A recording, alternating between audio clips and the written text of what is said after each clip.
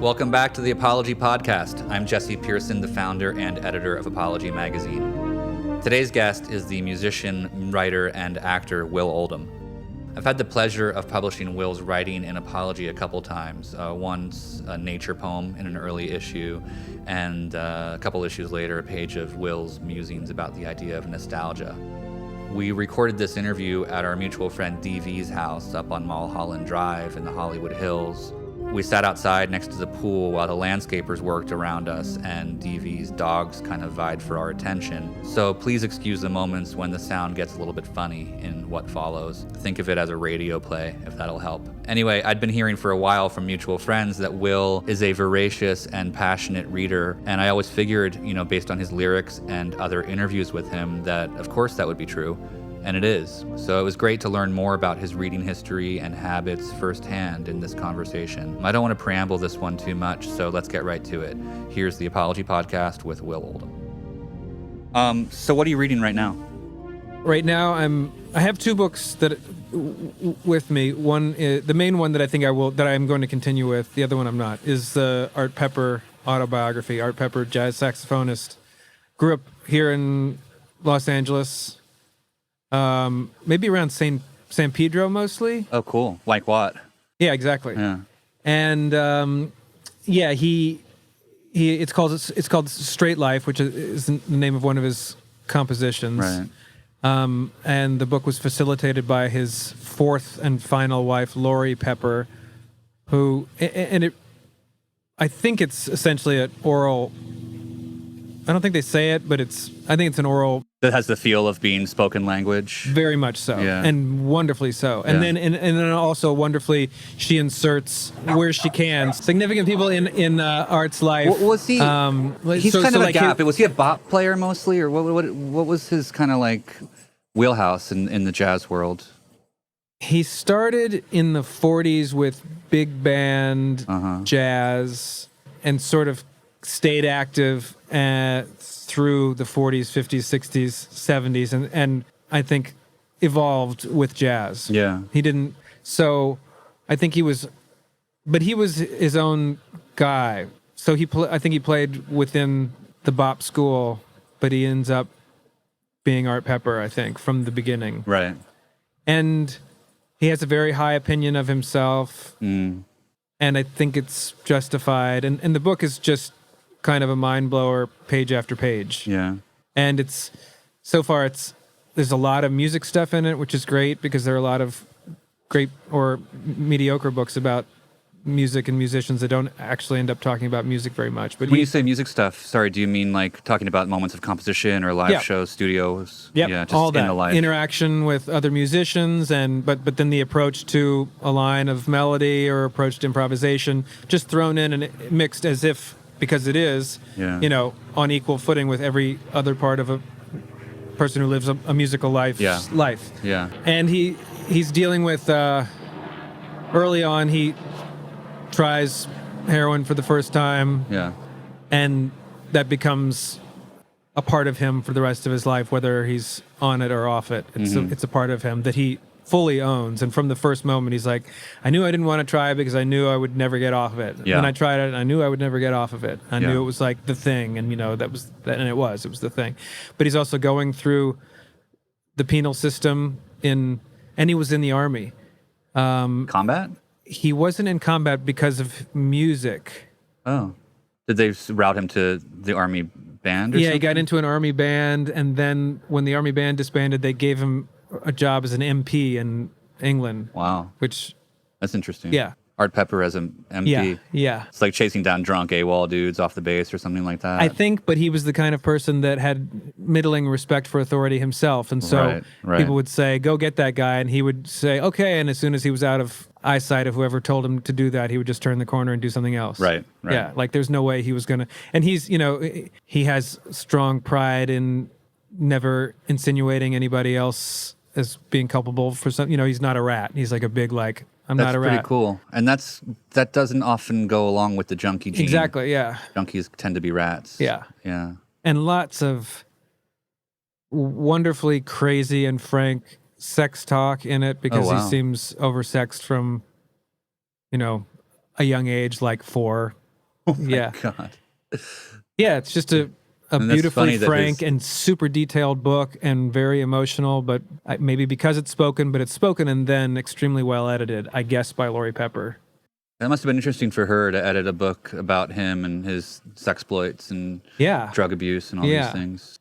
She seems considerably younger than him because there's a good, just trying to find a little bit of footage of him to put a face and a voice to what I'm reading. Yeah. There's a great, probably made close to the end of his life, hour-long or half-hour-long little documentary, and it shows him playing, and his playing is, in this video, it's magnificent. Yeah. He plays a composition that he wrote for his daughter, and he's, the way he talks about that also, he talks about it like it's the composition, it's the achievement. He's like, I don't think anybody's ever written anything this beautiful. I've never written anything this beautiful. This is, but I don't think anybody ever has. Wow. And you kind of can't argue with, you can't, when you listen to it, and especially watching him play it, you can't say, oh no, this is more beautiful. I couldn't think of something that I would be like, I'm shutting you down, dude, because I've got a more beautiful composition I can pick out. No, Well, just the it's like conviction and the backstory of it alone carry a lot, probably. Yeah. And then the other book is a book about climate change. Uh-huh. And you're going to abandon that one? I'm going to abandon it because it seems essentially to state things that just to go over and over and over and over and over facts to support things that I kind of take for granted, which is that climate change is undeniable and that there's nothing that anybody is going to do to stop it and nothing that we are really doing to stop it, and it will just continue. A fatalistic, but I think very true way of looking at it. Yeah. I think there's this genre of books happening a lot that seems to be a part of, and I kind of think of them as it's almost like a form of exploitation. Remember the Mondo Cane films? Yeah. These are like a new form of that. It's like disaster porn. Yeah. As we watch the world burn, we read these academic treatises on them, but it doesn't really, nothing's going to change. From reading these books. It like the experience of reading the first few chapters reminded me of trying to read like Nietzsche when I was in my teens and just thinking like, right, of course. Adolescent male has a lot in common with the way Nietzsche thinks. Yeah, exactly. Yeah. And just looking around, you just look and see, things, and you see what people worry about or complain about in terms of industrialization and climate change, and you think like, but that's, no pun intended, that's the tip of the iceberg. Why are you sitting and talking about this for 3 minutes today when you're not going to do anything about it, and it has nothing to do with the actual issue at hand? I wonder if people feel like they're doing their part just by reading a book like that. I would imagine. If so, they're mistaken. Yeah, I would imagine, unless reading the book makes I like the idea of moving forward with the understanding that of how bad things really are, but moving forward with a smile. Do you often abandon books, start and then drop them? Not often. Yeah. I feel bad when I do it, but I've kind of let myself go with it now. I think it's better to just jump around. I tried to do a thing where a couple years ago where I said, I won't start any book and then not finish it. I have to finish every book I start this year. Didn't work. No. Yeah, I try to be just as careful as I possibly can in picking up books. Yeah, circle them for a while before making the commitment, because I know I want to be able to. Yeah. Because otherwise, when do you decide to abandon the book? It's kind of like ending a relationship. Yes. You give it a few chances and then you're fed up. Yeah.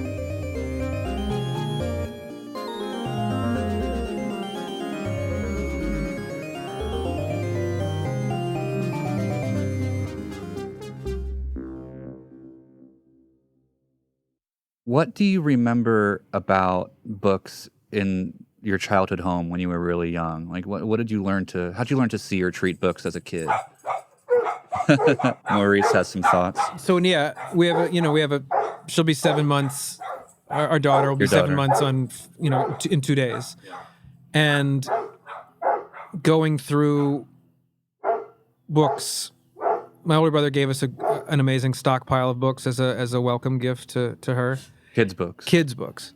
And then where were we the other day? Oh, we were at a friend's house who has a 2.5-year-old boy, and he had a book that there were a lot of books in my house growing up, and the kids' books I'm realizing now they were strong. Like the book that I was so thrilled to see, because I know that I was obsessed with it as a kid, but I didn't remember anything about it because I haven't seen it in 40 years, I'm sure. It was a Richard Scarry book, do you know? Mm-hmm. Sure. Yeah, and it's a book called like What Do People Do Every Day or something like that. Yeah. And I just read a couple pages to the 2.5-year-old, including how roads are made. Right. And I didn't remember the details that it went into, and it had like when there's an engineer and he's got a tripod with a sight thing and he's looking, and it just has that, but a cat or a lion or a worm is manning these things. And how then the grader comes in and grades the road, and why? Because we need roads in order for ambulances to drive on. Right. Just that level of detail about mundane things. Yeah. But showing like everybody is doing something all the time, like this guy behind us or us or this guy over here behind us. Everybody's doing something that's like, crucial to make things work. And I guess I read that book again and again and again and again when I was a kid. Yeah. It's like teaching you how to be a citizen or something. Right. Yeah. Or teaching you just how to be aware that it seems potentially, especially now when we see a lot of, we're bombarded with a lot of faces and we don't see them doing work. We don't see, somebody who's a social media star doing work. Right. And not even understanding how these things are brought to us.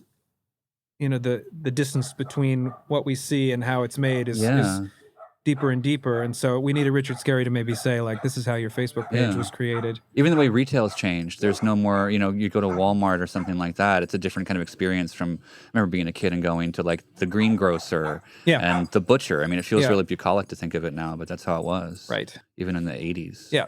Yeah. I find a lot of people, myself included, have this moment when they get a little bit, 5, 6, 7, and they start kind of pulling things that kind of seduce them off their parents' bookshelves and starting to explore that way. Do you remember much about your parents as readers? I'm trying to remember. Well, that early, I'm trying to remember. I know we had encyclopedias. I know we had a collection of National Geographics that I would dig into. Yeah. I can remember finding certain books. There's one, but not until I think as a teenager I started to maybe I made that too young. Notice things on my parents' bookshelves. What kind of stuff? I'm thinking right now of The Wanderer by. I don't know that. It's called the English title is The Wanderer. The French title, it's translated from the French. The French title is Le Grand Molne because the main character is Molne, and maybe his name is there's a character named August. It might be Auguste Molne. And the cover of the English paperback, English language paperback, stuck out to me, and then later I realized it was an Edward Gorey illustration. Cool. So I think that was one of the things. I think that just the term "The Wanderer" because I was the first music that I got into was really hard. Was like popular 50s, 60s, early 60s, 50s songs, late 40s. Del Shannon. So Del Shannon, and Dion. Oh, Dion. Yeah. Right. What's the Del Shannon hit? Runaway. Runaway. Yeah, I was thinking of Dion. But but that song too. Yeah. So I think the term "The Wanderer" and then read it, and it's a beautiful.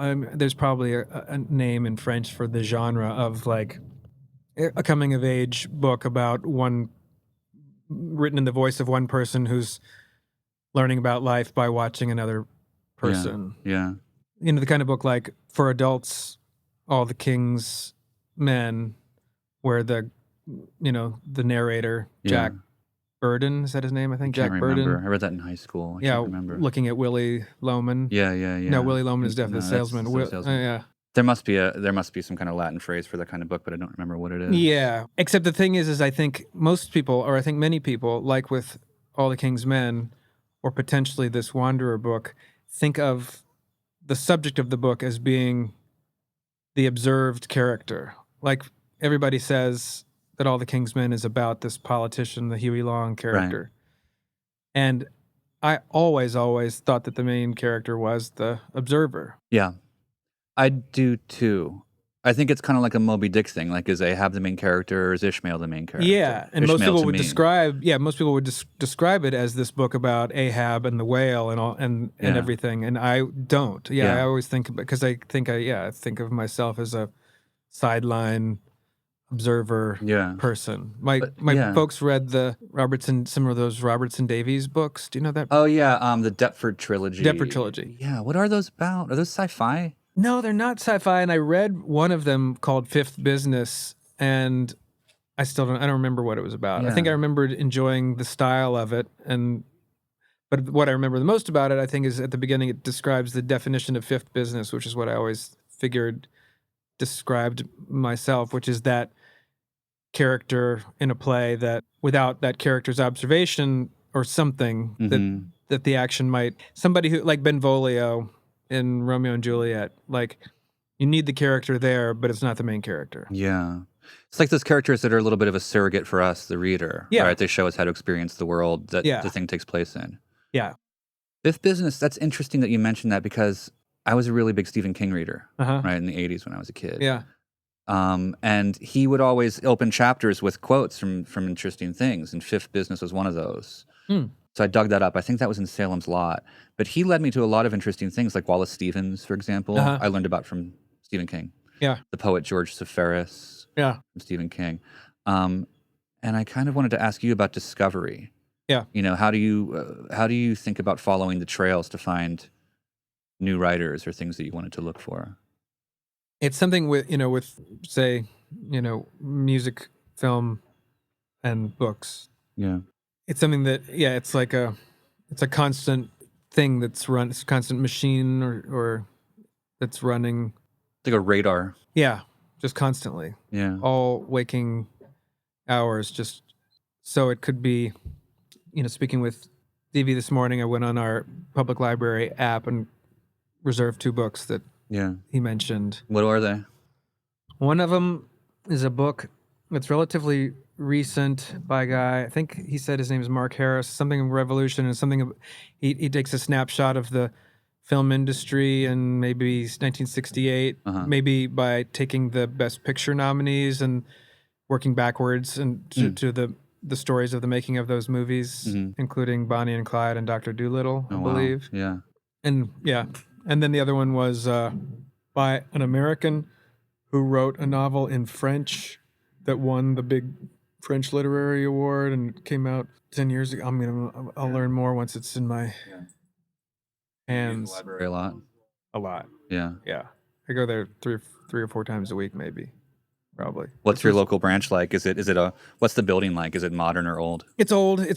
We have a handful of 120-year-old Carnegie libraries that were libraries, and they've gradually been decommissioned, but there's a few left that are still functioning as libraries. I didn't know that whole movement got all the way down to Louisville. It did. For some reason, he gave a lot of money to the Louisville library system. Wow. In the early 1900s. Yeah. Yeah. I grew up in Pennsylvania. My family's from Pittsburgh, but I grew up in Philly, and there's Carnegie libraries just dotting the entire state. Yeah. You know what I mean? Yeah. No, I played recently in a documentary about the Louisville library system. I played a reference librarian who was also the narrator of the library's history. Oh, cool. So some of it's still in my brain right now because that was just 6 months or a year ago. Were you a big library goer when you were a kid? Yeah, always. I would get movies from there. They had a great VHS selection, 1981, something like that. Yeah. And we went to our local branch and then the downtown branch, which was the big branch all the time. Yeah. That was a great place for discovery as a kid, pre-internet for us. Yeah. I would just wander the stacks. Yeah. And find interesting spines, Yeah, working on, because I never go in there and just wander the stacks. And when I was working on this documentary about the library system, I was standing there doing take after take in the stacks, which was terrible because I ended up, at the end of the workday coming home, checking out 12 books. Right. Yeah. Have you seen the Frederick Wiseman documentary about the New York Public Library? No. It's good. Yeah. Yeah. I mean, it's about 7 hours long, but it's pretty nice. Hard to find the viewing time. Can you recall the first chapter book? So moving beyond Richard Scarry into like chapter books that made a big impression on you? There were a couple writers that I remember. Well, I liked to think that I liked things like Encyclopedia Brown, but I don't think I actually, or the Hardy Boys. Right. I loved collecting the Hardy Boys hardbacks, but I think I found them tremendously boring and unreadable. Moralistic. Just boring. Yeah. I couldn't. couldn't read them, but I loved the covers so much. Right. So beautiful, and the blue spines, and Yeah. the paintings on all the covers. Yeah. But writers that I remember, Ellen Raskin. Do you know Ellen No. Raskin? She wrote chapter books, and she was also an interesting, almost like Edward Gorey gone through like working for an ad company. It's they're strange and scary drawings, but they're a little slicker, like have a little more graphic design tinge to them. And then she wrote these humorous, mysterious books with funny titles like The Tattooed Potato and Other Clues, or The Mysterious Disappearance of Leon, I Mean Noel, in parentheses. Yeah, there were 4 or 5 of these books that were mysterious, intriguing, funny. Usually had her illustrations at the beginning of each chapter, maybe. I totally missed her. I got to find this. And then I think the woman's name, Zilpha Keatley Snyder. Does that sound familiar? No. There was one book that stuck out significantly called The Witches of Worm.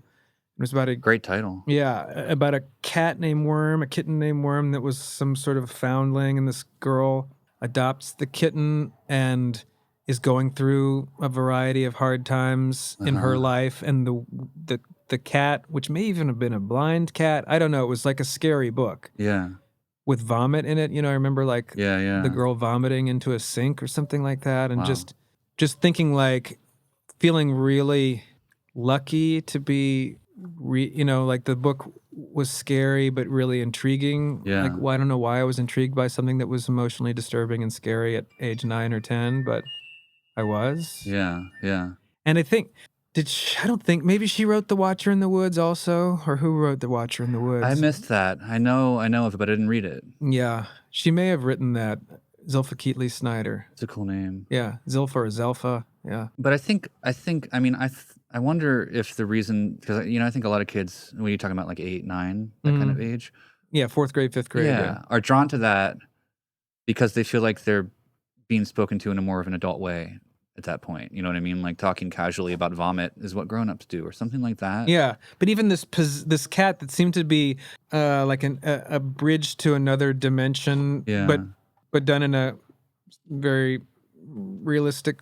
It wasn't a fantasy book. Yeah, but you felt like this cat may have been possessed, or may have been like an instrument of malignancy from another reality. But it was just treated as a given. This is just reality in this world. Yeah. Like it wasn't super mysterious. It wasn't like my brother was reading the Wrinkle in Times and the J.R.R. Tolkien's, and I couldn't get into those. Why not? Reason. I don't know.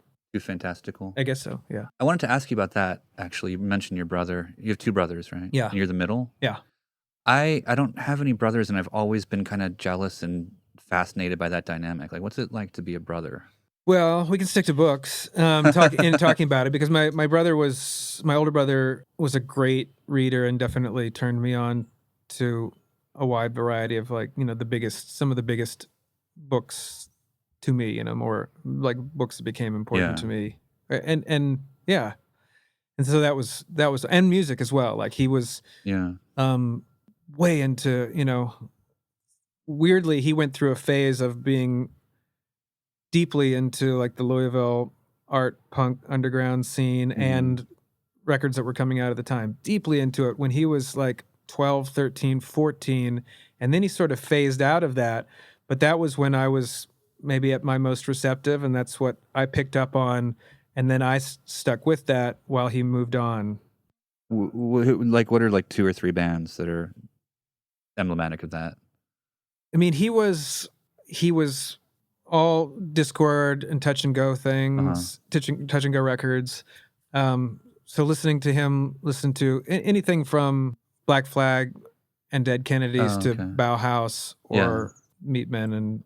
Oh, I thought you meant local bands, Louisville bands. Well, also, Louisville bands there aren't a lot that people know about outside of Louisville, but the one that people do from that time is probably the Babylon Dance Band, which there's like half of the Babylon Dance Band they formed a band in the late 80s called Antietam. They were in Hoboken then, and they're still based in New York, and so they're still playing as Antietam, and that's Tim Harris and Tara Key, who were half of the Babylon Dance Band. So they were probably 4, 5, 6 years older than my older brother at that time, and they were playing around Louisville.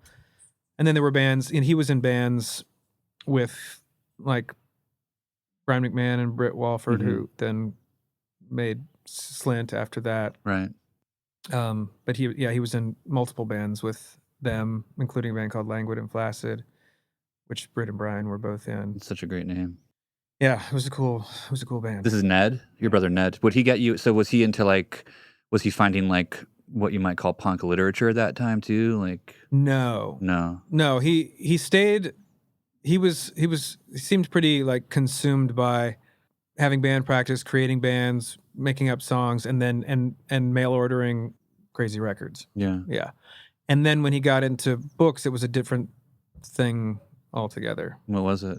I'm trying to think of some of the, I think he gave me 100 Years of Solitude. Oh, wow. Which was, that was quite an experience reading that. How old were you when you read it, approximately? 16. Yeah. Yeah. And then he, there's things that I remember the Sotweed Factor by John Barth. Yeah. That was when I hear stories about, but when I hear stories about Cat Stevens, getting a Quran from his brother. Yeah. I think of the Sotweed Factor as kind of... Wow. And I don't know, I haven't read it again, but when I was reading it, it felt like it was, like people talk about, I opened the Bible and it was like it was written for me, and for some reason the Sotweed Factor was my book that was like that. Let's go into that a little deeper, because I actually haven't read it. But I remember it's pretty formally experimental, right? It's like little sort of different kinds of literature kind of crammed into it. It's, unlike other John Barth books I found, because I never found another John Barth book that made an impression on me, it seems mostly experimental because it's written as, what would you call Tom Jones? Tom Jones is in a diary form, right? Well, I guess I mean to say it's an old, picaresque, almost like it could have been published Dickens-like as a serial. Like a Barry Lyndon kind of a thing. What was that based on? That kind of... Yeah. The Adventures of a Raconteur, that kind of... Yeah. It's written in arcane language, and it's, sweeping and historical and hysterical and body and... But yeah, it seems it's like it was a grand experiment to have a singular tone. There wasn't... I don't think there were multiple experiments going on. It seemed like one big experiment. Okay. And a massive book. What did you learn from it? Thematically, what appealed to you? Do you remember? It seemed like his experiment just fully paid off. That he wrote, I always think of Elaine May's Mickie and Nicky as being an experimental film.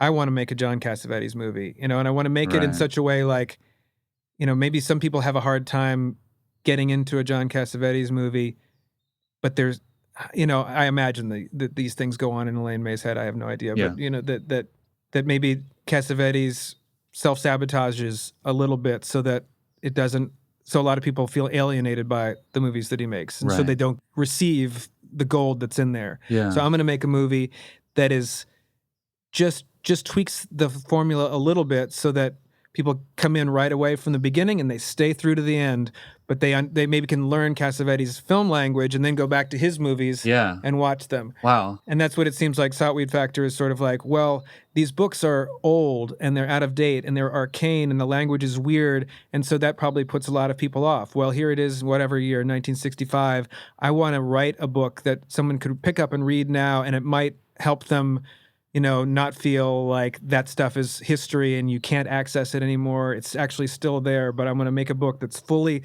like those books and allows people to understand that this is, that old literature is valid literature. Yeah. Almost. That's really interesting. It's like a ladder kind of to these other things. And did it lead you down that path? It made me curious about things like that, and I love, Albert Finney's portrayal of Tom Jones, but I didn't need it because it was, such a good book in and of itself. I don't know necessarily that I love, I didn't need Mickie and Nicky to get into Cassavetes, but I loved watching it in relation to the... Yeah, I didn't see Mickie and Nicky till after I'd seen most of Cassavetes, I think. Yeah. But that's a really good read of Mickie and Nicky.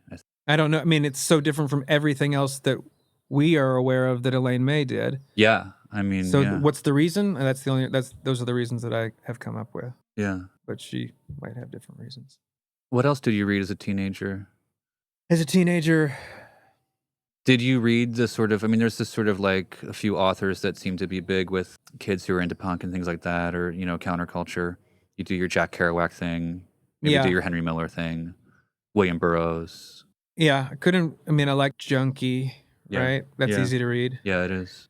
I loved On the Road, and I got into the whatever like cassettes I could find of Kerouac reading, because there was a great bookstore run by an older, transcendental meditation jazz enthusiast dude. Yeah. And he was able to get me tapes of the things that were out of print and hard to find of Kerouac reading with Steve Allen, and then with Zoot Sims also, right? Wow, I haven't heard that. And I've only heard the Steve Allen stuff. And then, go to New York City and find him reading from Dr. Sachs. I think there's some, 10th generation cassettes that I could find that are probably available now, crisp and clean. There was a box set of CDs in like the early 90s, I remember mid-90s. that. I remember that. Yeah, that had all this stuff. Yeah, it was great. And I'm remembering now, there's that book-length interview with you, and I think you talk about On the Road in there. Mm. And I think, you said something about like going back and reading it as an adult and feeling entirely different about it. Yeah, and then even more recently, I think I read the scroll version that came out not long ago. And I haven't tackled that. And just for our listeners who might not know what that is, can you? He turned in his manuscript, and it was in one form. Apocryphally, he just had a scroll of paper, fed it into the typewriter, took a bunch of Benzedrine, and all waking hours for a couple of weeks wrote On the Road. And then I think editors, took it, made it a little less stream of consciousness, put some paragraphs in here and there, and also changed names or convinced him to change names from real people's names into fictional names. Right. So that it became a novel rather than a memoir. Mm-hmm. And I think to me, but I don't know. When I was 15 and reading it, I loved it as a novel, but I also was reading it as truth. Yeah. And what was the scroll version like? The scroll version was more mundane, I guess. Is the language different? Not or just significantly the names different. Yeah. But it's not, I get so excited, reading about Maxwell Perkins and his relationship to the various writers that he worked with, and just, understanding how valuable and crucial, and so that writing isn't necessarily the solitary venture that everybody isn't always, and potentially not often, with and just understanding like that he presented crucial material to an editor who then had skill and vision, and together they made this powerful book, with a great title and a beautiful cover. That old, probably the 60s, 70s paperback. There was a sunset with kind of a modern font. Yes. With a silhouette of people? No, just a yellow sun on an orange background with black font. Like here we are heading for the horizon kind of a feeling? Or? I guess so. But no road or anything. I think just the sun. Yeah. That's not the one that I had. I had this one that kind of became iconic in my mind. It's just a black and white photo of Kerouac and Neil Cassidy on the cover, like against a wall with their arms around each other. Yeah. Looking really chummy. Yeah, I know that. Because that might have been also the cover of the first third, potentially. It was, I think. The Cassidy book. Yeah. Or at least a photo from the same day. Yeah. Was. Yeah, that's true. But again, I liked that there were no pictures of him. Yeah. Yeah. I remember when there was a period of time when I think I was just kind of losing touch with myself and losing touch with reality, and around late teens, and whatever year the Nick Cave book came out, the first novel. And the Ass Saw the Angel. And I couldn't read anything. It felt like a year or two where I couldn't read anything. My brain wouldn't attach itself. Like my eyes wouldn't attach to the sentences on the page and to the words on the page. And it was kind of frightening because I love to read. And then that book, and I think a lot because he was coming from being a lyricist, and because he incorporates in a neat way, in sort of a hypertextual way, lots of lyrics and images from his songs. And in the 2 or 3 years leading up to that book coming out, I'd listened to a lot of his lyrics. And so that helped connect my, it was like those things already existed in my brain. So whenever I would be drifting and unable to read, he would pull me back in because I could hear his voice like singing these things, or I could hear the rhythm of how the sentences, which are, it's in a bizarre voice. Like a high that book. diction kind of thing. Yeah. All the Biblical, and but even beyond that, like all of the first person singular subject is always spelled AH, capitalized AH. So I was tired. Right. Nothing else is phonetic except for that word, Right. which is so neat because immediately you know, it's just such a nice way of. It's very cool. Yeah. I can't think of another example of that. No. Have you ever read his rejected screenplay for a sequel to Gladiator? No. Pretty That's incredible. really the only thing I've read of his that's, Yeah. printed page stuff. Yeah. It's cool. He has Maximus, the Russell Crowe character. I don't think I saw the movie. Well, spoiler, he dies at okay. the end. Oh. And in Nick Cave's sequel, it's Maximus's Russell Crowe's journey through Hades. Oh, that's nice. Encountering all these sort of, mythical figures. Oh, And cool. then he becomes, can I just tell you how it ends? Did he just think of it, or did someone commission him? Russell Crowe hired him to do it. Uh-huh. And he wrote it, and I guess the story goes that Crowe was like, what the fuck? Oh, really? Yeah. Huh. Yeah. I see DV, our screenwriter friend, making faces of shock. I'll send it to you. I have it. Yeah, cool. So, but at the end, I'm just going to tell you what happens. Yeah. It's a little tangent here. He has Maximus, the Russell Crowe character, die again, and then come to in the Crusades, and then come to in the trenches of World War I, and then come to in the Pentagon. He's like a Masters of War kind of thing. Yeah. It's kind of good. Like Terry Gilliam could have made it, should have made it. Yeah.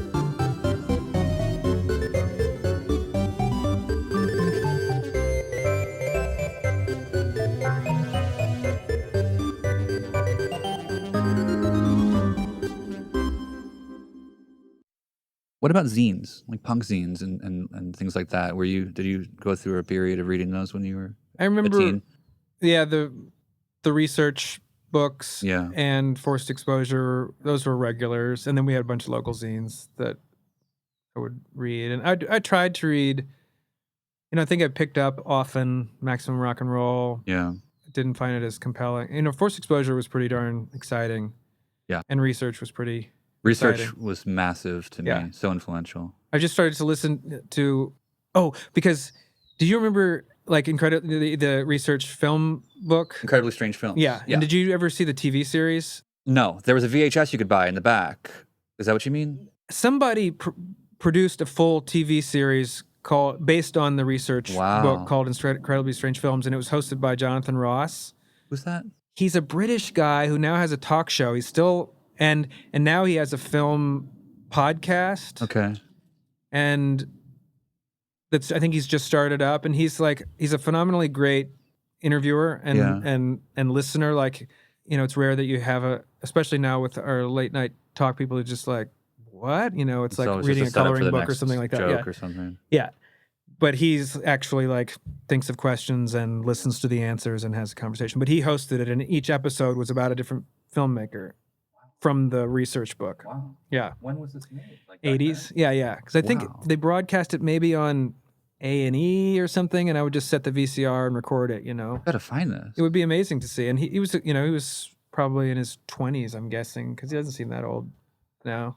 I met V-Vale once from research, and he was really sweet. And I wondered if he might have some interesting archival stuff to ask about at some point.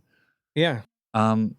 Pranks was the big one for me. Oh, yeah. The research book Pranks, which if you haven't read it, it's just a bunch of figures like Boyd Rice and Henry Rollins. It's very much a snapshot of that time in terms of who they talk to. Yeah. Just talking about the idea of pranks and kind of like, social engineering through jokes. Uh-huh. Yeah, it was fun. So you went to Brown for a little while. Yeah. How did that treat you in terms of reading? College kind of ruined reading for me for a little bit. I didn't take any classes that involved reading. What were you doing? I didn't know what I was doing. But I started I took Italian and an ornithology class, and their entry class into anything that would resemble film studies, which was the department I think is still called Modern Culture and Media, and that was awesome. Because I had gone as far as I think I could have gone in learning about movies on my own, and then that definitely opened up a lot of and being there, because then I became friends with the archivist, and I came and went from Brown over the course of 4 years, and ultimately did 5 semesters in 4 years, and would go away and come back. Right.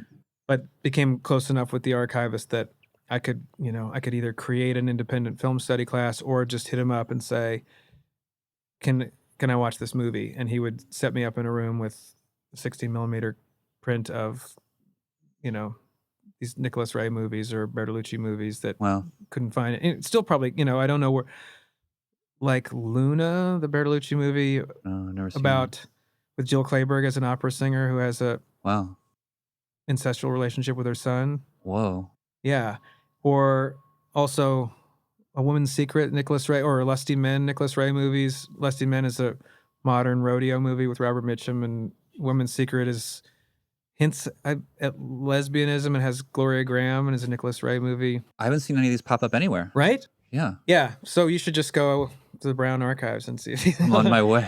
Because I think, the first thing, like when I was desperately like looking for things to do in the calendar of events, it said, there's this film screening. So I thought, I'll go to this film screening. And it was the archivist named Richard Manning, and he just set up in a little classroom that could have fit maybe 30 people, but housed comfortably the 4 or 5 people that showed up for his screenings. Right. And the first one I went to was a double feature of Blonde Venus, which is the Joseph von Sternberg movie with Cary Grant and Herbert Marshall and Marlene Dietrich, which if you've never seen that, I haven't. I mean, and Imitation of Life, Ooh. the Douglas Sirk Imitation of Life. And I thought I knew something about old Hollywood, and I realized I didn't know anything about old Hollywood. What did you learn? What aspect of old Hollywood had you not known about that you saw? That like Blonde Venus fits into, if you read the Research Incredibly Strange Films book, Blonde Venus fits. If your brain is turned on by radical left turns and huge signifiers that are like 40-foot high blinking neon signs, but still don't detract from the story and in fact intensify the story. It's not like there's certain like I don't get into Jodorowsky or anything because it seems like it's all symbol. Working too hard to be symbolic. Yeah, to me, some people love it. And, but I like it when the symbols. Like if you're driving around Cuba and you see the propaganda everywhere, and you're like, it's art, it's propaganda, it's oppression. It's beautiful. It's all these different things. It makes you think. It infects your memory for the rest of your life. It says, it's kind of a really successful form of art. Yeah. Right. Yeah. Yeah. Which it seemed like those incredibly strange films were almost all. They were not just weird and quirky. They were, you had a visceral reaction. You loved them for whatever reason. They were super scary or super emotional or super funny. Yeah. Which film critics have you liked to read, if any? Yeah, I wouldn't say that I liked also, a big thing in school. I think the second semester I was there, I saw there was a senior seminar about the films of Robert Bresson, and I talked my way into it. And, there was that, there's there's Bresson's book about cinema, but then there's also Paul Schrader's essay, or which might have been his college thesis maybe, about transcendence in cinema, which was Dreyer, Ozu, and Bresson. I think he concentrated on those 3 filmmakers. I need to read that. I've read Bresson's book, Notes on Cinematography. But I haven't read this Schrader thing. Yeah. You could probably imagine, if you've seen Ozu, Dreyer, and Bresson movies, you can probably imagine it's just cool that he puts them together and why he puts them together, because that you wouldn't necessarily. Yeah. But once that line is drawn between those 3 filmmakers, it makes things really interesting. Now that we're talking about film a little more, I'm wondering what your sort of like film viewing habits are nowadays. Are you on the various apps that have kind of become these wealths of film? And what kind of theater scene is there in Louisville? Yeah, well, we have the baby now, so it's hard to see as many movies. There's our art museum got a big multi-money dollar figure overhaul a few years ago, and they put a nice new theater in and hired the cinema curator from the Walker Center in Minneapolis. A guy named Dean Otto, and he's been pretty fantastic in terms of programming the So we will go sometimes. We'll get a sitter and go to the movies there. And then we started to use the Filmstruck app in its waning days, and now we use the Criterion channel thing, which is pretty darn fun. It's so fun. It's beautiful. Have you checked out Canopy? Haven't, because I love the idea of it, but we just don't really need it right now. Like someone said, "Oh, there's a movie Madeline's Madeline. It's on Canopy. It's great." And I looked in the library, had it on DVD, and I would prefer to watch something on DVD than on a streaming thing, just because I don't like that devices are, a central place to go for too many things. So I have, a book exists in the book place, and it's not, you can't get a text on your book. Right. Yeah. And you're not going to be, your book's not going to run out of batteries, and it's not going to advise you to update it at the beginning or end of each chapter. It's just like, no. And same with movies. I just prefer, I'd rather go to the theater if I can, but if I can't, just put in a VHS tape, put in a DVD. Yeah. Yeah. And then there's a kid that I've just met. He's the son of a woman who sits with our daughter a couple times a week, and he's fun to talk to about movies. And he's loaned us Inland Empire, and he just loaned us New Rose Hotel, the Abel Ferrara movie that looks like it'll be. I haven't seen that one. Did you watch Inland Empire yet? No, we started it, and it's hard to find 3 hours. 3 hours is like what with a baby, Yeah. So we started it, and now I want to start it over because I got so excited about it. And I was talking to Emmett Kelly about it, and he said that he saw it when it came out, and he saw it 8 times in the theater. Jesus Christ. Yeah, which is I remember I lived out here when Lawrence of Arabia was released in 1989. In that beautiful 70 millimeter print. And I saw it in multiple theaters all over Los Angeles. Yeah. It was just so much fun to watch. That would be beautiful. I saw Inland Empire in the theater once. Yeah. And I love that movie, but that was enough for me, I think, one time in the theater. Yeah. I don't know what it will be like.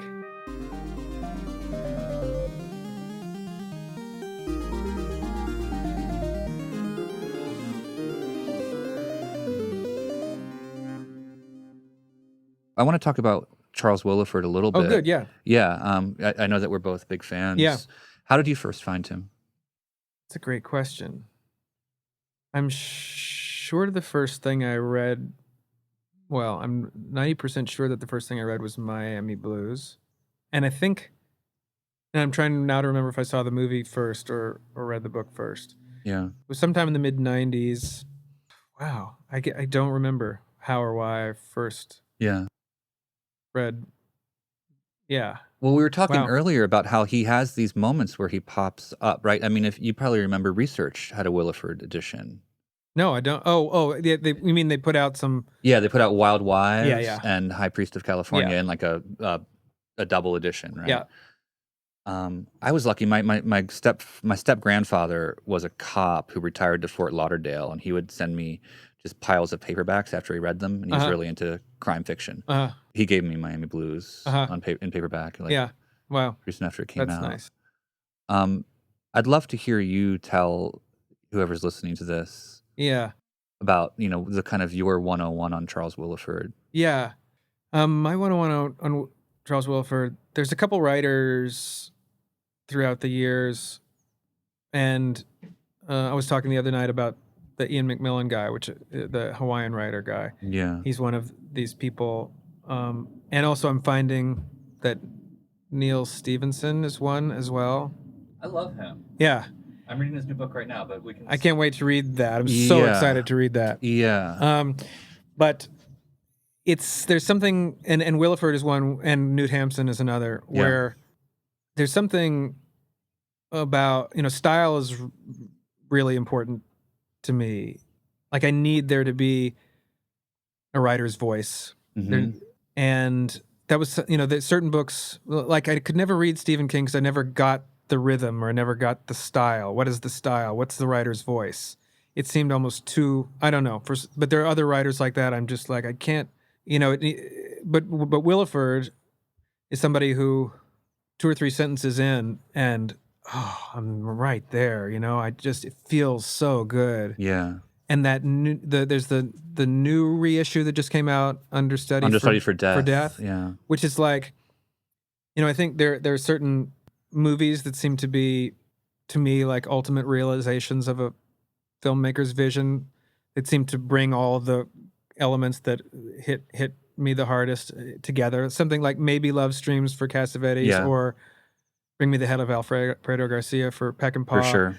or Super Vixens for Russ Russ Meyer. Meyer. Yeah. Yeah.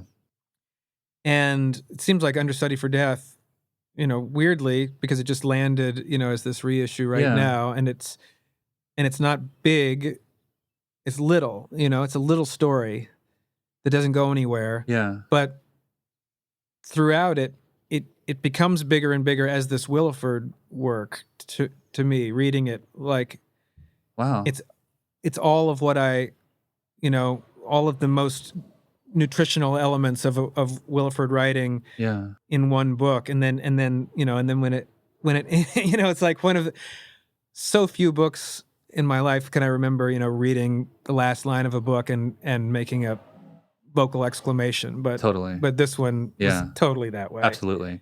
Although I didn't feel like it was like quintessential Williford in some ways too. I don't know how in the weeds we want to get on this. But, No, yeah. I felt it was quintessential. Maybe also because I needed his voice so much, and you think like, well, I feel like I've gone everywhere except for maybe that book, but I don't want to read that because I don't think it's going to be as good Yeah. as Like I was worried about. I think I hadn't read High Priest of California until recently. Yeah. And it was great, but at the same time, it's not. It's awesome. It's not his best, and I worry. I want to. You think like I don't want to read another one that's pretty good, but Yeah. is there another great one? And then this one was just like, Bring Me the Head of Alfredo Garcia. If someone saw it and you said, no, this is it. This is like Yeah. Peckinpah's statement. They'd be like, really? This is sort of a mess. And you're like, no. It's got this and this, and they come together in this way. Yeah. And like the whole thing of Hoke I'm straying away from the 101 element. Yeah. because, No, that's fine. But the Hoke Mosley things, it's he found a way of making his most popular books by creating a series with a central character. Right. Other than that, it's not it's not like any other crime series with a central character. It's existential. Yeah. Crime. And this is just like, well, how do I talk about all these different things? I need to have, some sort of skeleton to put all these things together. Yeah. And then go just deep enough, because I'm not going to go so deep that it turns people off or becomes that's not about life anymore. Right.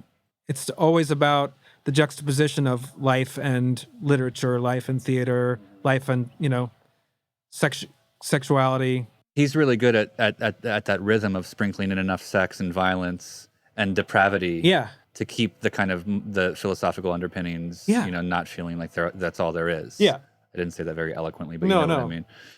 Yeah. Like Paul Verhoeven or something like that. Yeah. Yeah. Totally. I think that he's my biggest argument for like sort of dismantling the whole genre fiction versus literature, divide that happens in kind of establishment, book reviewing, Yeah. and book criticism. Yeah. Because Williford is both. Yeah. Or they don't. The distinctions don't matter. The distinctions don't matter. And yeah. So somebody has never read a Williford book. What do they go get first? Somebody who's prone to liking something like that. I mean, we're not going to win over total.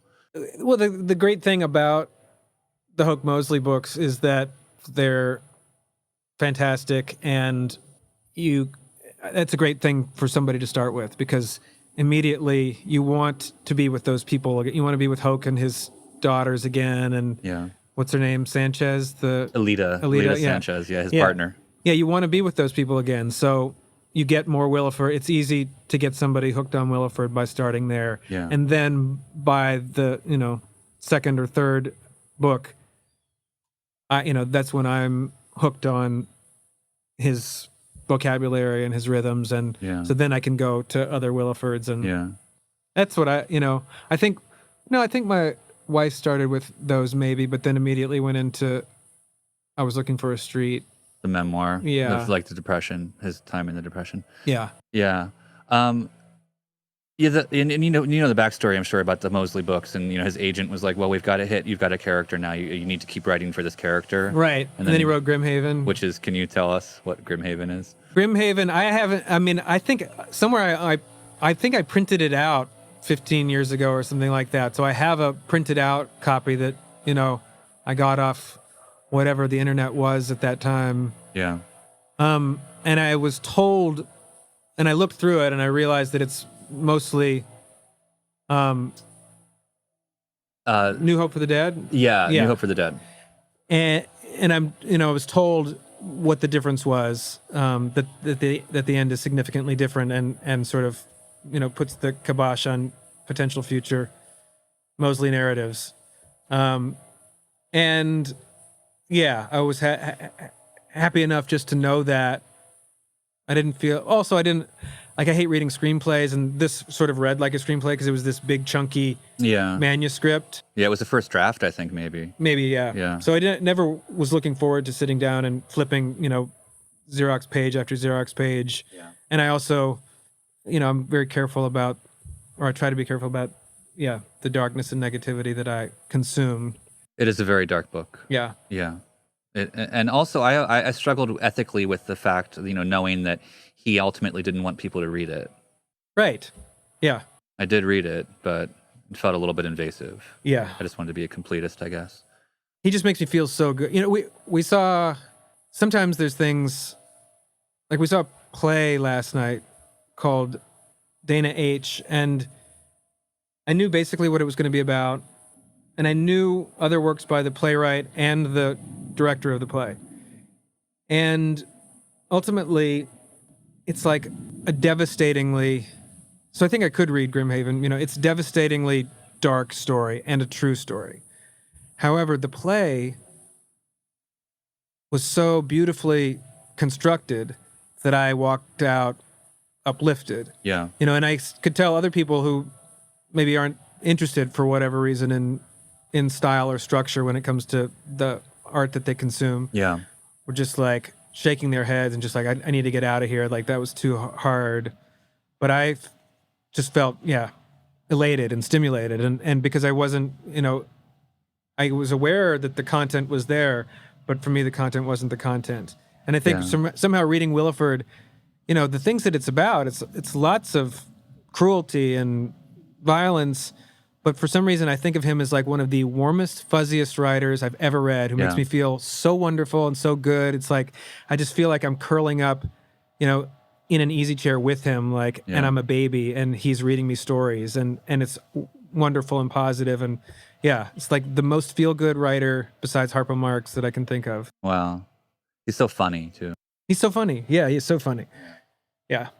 And I like how he, I don't care for the term that's become popular, I think, in the past year or so, which is the term mansplaining, because I feel like it's something that, it's something that I do, but it's also something that I think that's kind of his style and a little bit Neil Stephenson's style as well. And it isn't, he gets into, he's just like all of his characters, they bring something up. What's that? And then they explain in detail what it is. And I love reading that. I do too. Even though his characters aren't often discernible, their voices aren't necessarily discernible. Like, I don't think that's necessarily always his strong suit. Like this character's line could have been said by another character oftentimes. That's true. I haven't thought of that. I'm thinking of like Freddie, the villain of Miami Blues. Yeah. And I'm thinking of Hoke. Yeah. And they both have this very laconic way of stating facts. Yeah. Right? They're completely different people, but when you're reading it, the rhythm's never broken up. Yeah. That's interesting. Even the female characters. Even the female characters, yeah.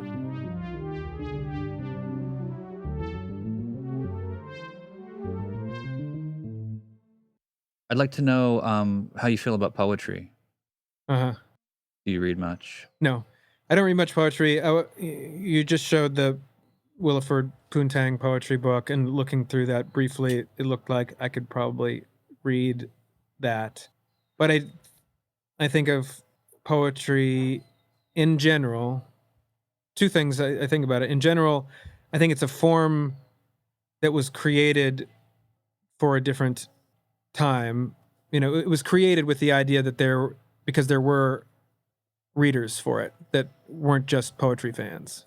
Poetry was something that people read. And so, I don't think it is that way anymore. It's poets write for poetry fans and other poets. So it isn't as interesting, like I like that Williford writes, he puts what he needs to into a crime series because that's how people are going to read it. That's how you're going to reach somebody that you would have no access to otherwise. Yeah. Or a song, like ideally lyrics have enough to them that they play the part that poetry played 100 years and beyond. And then I also think, and I wrote an essay about this for Poetry Magazine, where something about the way my brain works. Like, I love to read some lines that I know hit me right away, and I can tell that I can read them again tomorrow, and they'll hit me the same but different, and I can read them in a week, and I can read them in a month, and I can read them. And I think a lot of modern poetry is written where that first level isn't there.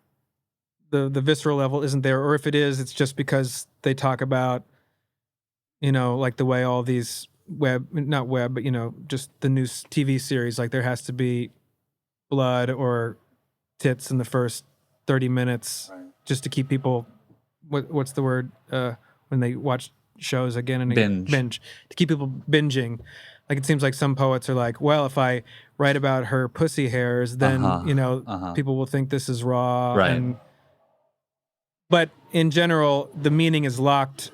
If it's not mainstream kind of Hallmark poetry, the meaning is locked behind multiple gates. Yeah. And I don't see that. And it's the same way, like, if I walk into a kitchen and everything's in cupboards and drawers, I think like, oh, there's nothing here. Mm-hmm. I have to look in the cupboards and be like, oh, no, there are plates here. Or in my own house, I'll think, I need to buy some shorts because it's summertime, not realizing that there's 10 pairs of shorts in this drawer. Right. Because it's in a drawer. I need to have open shelves. My brain just forgets that things are hidden. So it seems like if it's, you're sort of saying that it's doubly rarefied, right? It's not just for a small audience, but it's also unnecessarily riddle-like.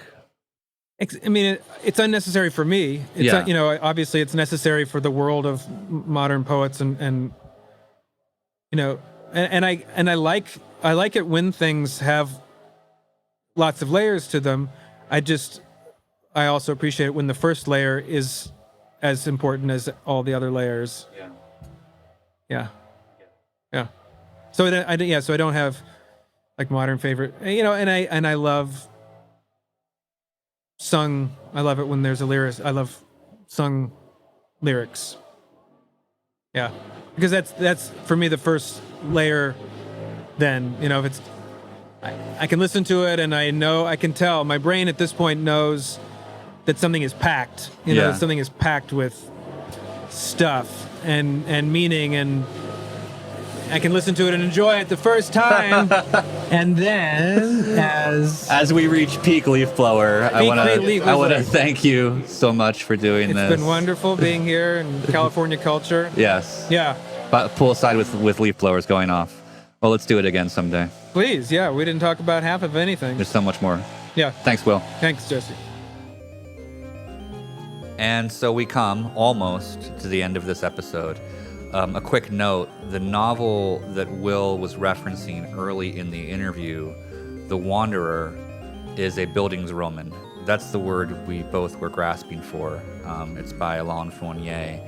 And I should have remembered this because there's an early song by Will on, I think, his first album called Moan, which is the name of the main character of this book that we were talking about. So I'm a little embarrassed that I didn't put all that together in the moment. Anyway, after we stopped recording, I realized I had one last question I wanted to ask Will, so let's jump back into the leaf blower maelstrom for a quick moment to hear that. What's a book that you've gotten some sort of spiritual sustenance or guidance from? There's a specific book that, along the lines of the Sotweed Factor and the Ass Saw the Angel, were kind of, I'm going to say that they're kind of randomly important because they're hugely, like, it felt like they really helped me get from one place to another. And without those books, I would suffer terribly. Like that they were crucial for just allowing my brain to keep up with the fact that you wake up and there's another day. Right. And then there was another time where I didn't understand anything. And my Aunt Kate gave me this book by, I guess you'd call him a thinker theologian named Robert Johnson, which is a great name, like the I Saw the Angel having this music connection. I could read a book by Robert Johnson. Yeah. And she and her husband, I think we're kind of friends with this guy. He lived out here in California. I think he died a couple of years ago. And he wrote a lot of books about spiritual ideas that aren't my kind of reading, kind of academic reading. But then there's an autobiography called Balancing Heaven and Earth that I think he wrote with a ghostwriter, even though he had many books to his name. And yeah, it's something that I continue whenever I know somebody who is having an existential crisis. I say, read this book, Balancing Heaven and Earth by Robert Johnson. And it's just him describing his life and how he dealt with spiritual matters throughout, from a hard childhood on, and how he developed, theories of life and living. Can you distill anything about his approach? A great thing, I think when they gave it to me, or at some point, my aunt's husband, who I sort of call uncle, but he's like not the father of my cousins or anything, but he's family, and friend. And he was, I think, in his 70s when he told me this, that he knew and loved this guy, Robert Johnson. They were friends, and that Robert Johnson gave my Uncle Bob the honorific of grandfather, saying that, like, you're born into a certain family, but that doesn't mean that you don't have the authority to establish your true family in the course of your life. Oh, wow. So yeah. My Uncle Bob, who was maybe 10 years Robert Johnson's junior, was Robert Johnson's grandfather. I love that. Yeah. And so that's pretty huge. And that's just a line. And you can play different roles for different people, too. You can be somebody's grandfather, somebody's brother. Exactly. Yeah. Exactly. And just knowing that, society sort of does, there are things that are useful to have, and we don't all have them, but it doesn't mean they're out of reach just because, they weren't on paper dealt to you in the way that we're told they should be dealt to us, no matter what that is, whether, it's sexual identity or grandfather or mother or brothers. Like, I don't know if you have siblings, because you say you don't have siblings, but you may have siblings, right? I have siblings both by birth. I have one, a half sister, and then I have siblings, I think, by choice. Yeah. Yeah. Exactly. Yeah. I mean, my friends are all things to me.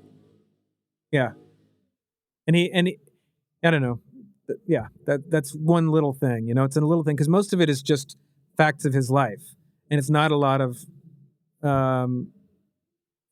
philosophizing. I think he puts that in his other books, and in this he just sort of rolls things out like Bukowski writing autobiography or something like that. And it just, like, you just take it in. It's like this Art Pepper book, and the Art Pepper book is intensely spiritual. Yeah. That little thing is a lot, though. I think a lot of people, our birth families can be so traumatic to us. Yeah. That we need to they sure can. create our own. Yeah. Now we have really reached the conclusion of the episode. Thanks a lot to Will again for his time.